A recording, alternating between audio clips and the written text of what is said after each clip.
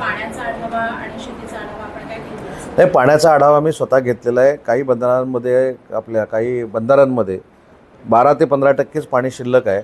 परंतु एक महत्त्वाची गोष्ट मी सांगतो की मागच्या आठवड्यामध्ये माननीय मुख्यमंत्री महोदयांनी ही आपल्याला हिंट दिलेली होती की पाऊस हा लांबणार आहे, त्याच्यामुळं पेरणीची जी प्रक्रिया आहे ती थोडी लांबवावी, नाहीतर दुबार पेरणीची वेळ येईल.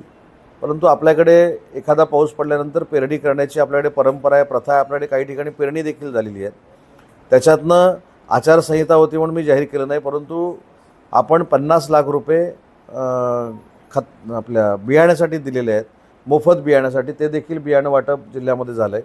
परंतु शेतकऱ्यांना माझी विनंती आहे की वेधशाळेचा अंदाज घेऊन तज्ज्ञांशी चर्चा केल्यानंतरच पेरणी करावी, अशा पद्धतीचं जे मुख्यमंत्र्यांनी आवाहन केलं होतं त्या आव्हानानुसार आपण काम करावं शेतकऱ्यांनी, एवढीच माझी विनंती आहे. के महाविद्यालयाचा आढावा घेतला, सिव्हिल हॉस्पिटलचा आढावा घेतला, स्मार्ट सिटीचा आढावा घेतला, विमानतळाचा आढावा घेतला.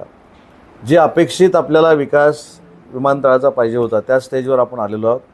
दीपक कपूर नावाचे नवीन MD जे महाराष्ट्र विमान प्राधिकरणाला झाले, ते 8 ते 15 दिवसामध्ये विमानतळाला भेट देतील. आणि मला असं वाटतं की आपला स्वप्न पूर्ण होण्याचा कालावधी आता जवळ आलेला आहे. काल मी बघून आल्यानंतर मला देखील समाधान वाटलं. आपण देखील कुठच्या तरी मोठ्या शहरामध्ये आहोत, अशा पद्धतीची आपली टर्मिनल बिल्डिंग तयार झाली. आणि दीपक कपूर साहेबांनी सांगितलं की आता मी ते महिना सांगत नाही, परंतु एअर अलायन्स नावाच्या विमानानं आपल्याकडचं उडानमधनं टेंडर भरलेलं आहे. एअर अलायन्स आपलं फायनल झालं विमान, जे चिपीला चालू आहे, जे कोल्हापूरला चालू आहे. त्याच्यामुळं एअरलाईन्स देखील फायनल झालं आहे. आणि येत्या 15 दिवसामध्ये आपण सेंट्रल गव्हर्नमेंटच्या डिफेन्सशी रत्नागिरीमध्ये MOU करतो आहे विमानतळ ताब्यात घ्यायचं. म्हणजे आपल्याला ज्यावेळी पॅसेंजर वाहतूक करायची आहे, त्या वाहतुकीला ज्यावेळी आपल्याला विमानतळ लागतं, ते ताब्यात घेण्यासाठी आपल्याला एक MOU करावा लागतो. तो MOU 8 ते 10 दिवसामध्ये होईल.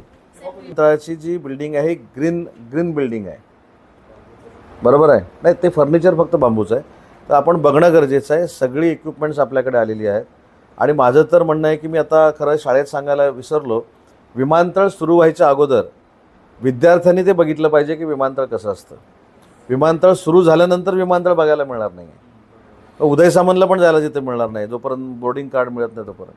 त्याच्यामुळे आताच हे विमानतळ कसं असतं, विमानतळाची टेक्नॉलॉजी विमानाची काय आहे, विमानतळ कशा पद्धतीनं रन होतं, विमानतळाची सिक्युरिटी काय असते, हे सगळं विद्यार्थ्यांना दाखवण्याच्या दृष्टीनं मी आता CEOशी बोलणार आहे. कॅन्सरला उपाय रत्नागिरीतच व्हावा यासाठी आपण प्रयत्न करतो आहे. आपण मेडिकलचं पोस्ट ग्रॅज्युएशन येत्या काही दिवसामध्ये रत्नागिरीमध्ये सुरू होईल आणि आयुर्वेदा देखील आपल्याकडे सुरू होईल. पण आपण आधी पहिलं प्रयत्न करतो आहे. प्रयत्न म्हणजे 100% यशस्वी होणार हे मानायला काही हरकत नाही. सगळ्यात महत्त्वाची गोष्ट आहे बायोमेडिकल वेस्ट. आता स्पष्टच सांगतो, आता बायोमेडिकल वेस्ट जर मी का सांगतो की ह्याच्यामध्ये तुमचं सगळ्यांचं सहकार्य का लागणार आहे. आता बायोमेडिकल वेस्ट आपण करायचं म्हटलं तर आजच अर्ज आला आहे माझ्याकडे. आता बायोमेडिकल वेस्ट म्हणजे काय, तर बायोमेडिकल वेस्टचं म्हणजे आपण जसं आता घनकचरा प्रकल्प करतो आहे रत्नागिरीसाठी, तसं बायोमेडिकल वेस्टचा देखील प्रकल्प असला पाहिजे. आपल्याकडे हॉस्पिटल्स वाढत आहेत, आपल्याकडे मेडिकल कॉलेज आलेलं आहे. आपण एकावरच अवलंबून आहोत बायोमेडिकल वेस्टला. त्याच्यामुळे बायोमेडिकल वेस्ट हे सध्या ठेवलं जातं आणि जो उचलणार आहे तो 1 दिवसानं 2 दिवसानं येऊन घेऊन जातो. तर बायोमेडिकल वेस्टची मी व्याख्या सांगत नाही काय काय त्याच्यामध्ये असतं. तर तो पहिला माझा प्रयत्न आहे की बायोमेडिकल वेस्ट त्याचं विघटन करणारी यंत्रणा ही रत्नागिरीमध्ये असली पाहिजे, या मताचं मी आहे. आणि बायोमेडिकल वेस्ट झालं तरच मग ह्या सगळ्या कॅन्सरच्या फॅसिलिटी आणि सगळे आपण आणू शकतो. रत्नागिरी नगरपालिका तुम्हाला 2 वर्षामध्ये स्वतःच्या ताकदीवर उभी राहिलेली नगरपालिका आपल्याला दिसेल. आपत्तीचा आपण आढावा घेतला असेल, आपत्ती आराखड्याचा, तुम्हाला काय वाटतं कुठल्यावर जास्त लक्ष देणं गरजेचं आहे प्रशासनाला? आपत्ती निवारण आढावा मी मागच्या आठवड्यामध्ये घेतला. त्याच्यामध्ये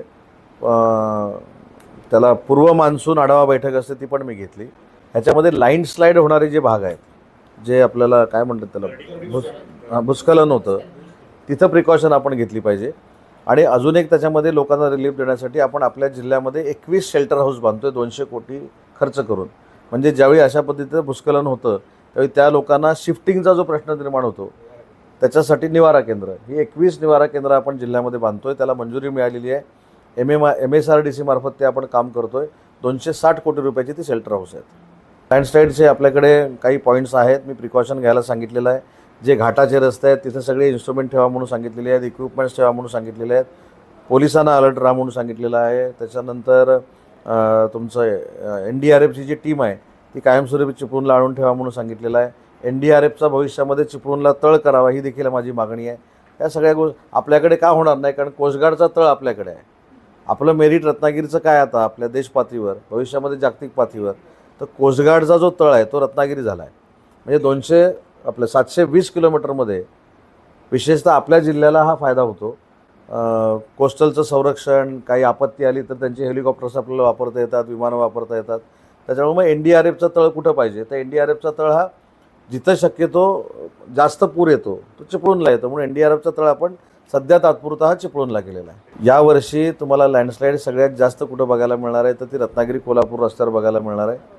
आणि जिथं हायवे आता पूर्ण झाला आहे तिथं तुम्हाला लँडस्लाईड बघायला मिळणार आहे, हायवेवर सगळ्यात जास्त. आणि जिथं प्रिकॉशन्स घेतलेल्या नाहीत, म्हणजे उदाहरणार्थ व्हिलेज रोड आहे, तिथं आपल्याला कळलेलं आहे की मागच्याला लँडस्लाईड झाली पण आपण उपाययोजनाच वर्षभर केली नाही, तिथं लँडस्लाईड होणार आहे. पण जास्तीत जास्त लँडस्लाईड रत्नागिरी कोल्हापूर हायवेवर होण्याची शक्यता आहे. हे 12 ते 15% साठा फक्त पाण्याचा आहे. त्याच्यामुळं मला देखील आता MIDCचं जे पाणी आहे ते कदाचित रत्नागिरी शहराला मागच्या वेळी जसं दिलं तसं मला आता मी तीच नगरसेवकांची आणि मिटिंग बोलवली तर ते देखील मी देणार आहे. कारण शेवटी इंडस्ट्री, माणसं राहिली तर इंडस्ट्री आहे, माणसांना पाणी मिळालं तर इंडस्ट्री आहे. त्याच्यामुळं आमच्याकडे सुद्धा आता प्रचंड पाणी आहे MIDCकडे, ते देखील रत्नागिरी शहराला जर द्यावं लागलं ते देखील मी देणार आहे.